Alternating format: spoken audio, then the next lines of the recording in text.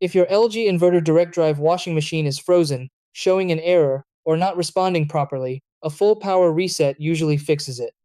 Start by turning the washer off using the power button. If the control panel is unresponsive, don't worry, the next steps will override it. Unplug the washing machine from the wall outlet to completely cut power to the inverter motor and main control board. This step is essential for a proper reset.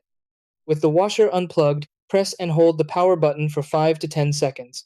This helps discharge any residual electricity stored in the internal components. After that, leave the machine unplugged for about 1 full minute to allow the control board to reset completely. Plug the washer back into the outlet securely. You may hear a soft click or beep as the system powers back up. That's normal. Turn the washer on and select a short cycle like rinse and spin to test it. If it runs smoothly without errors, the reset was successful and your inverter system is functioning normally again.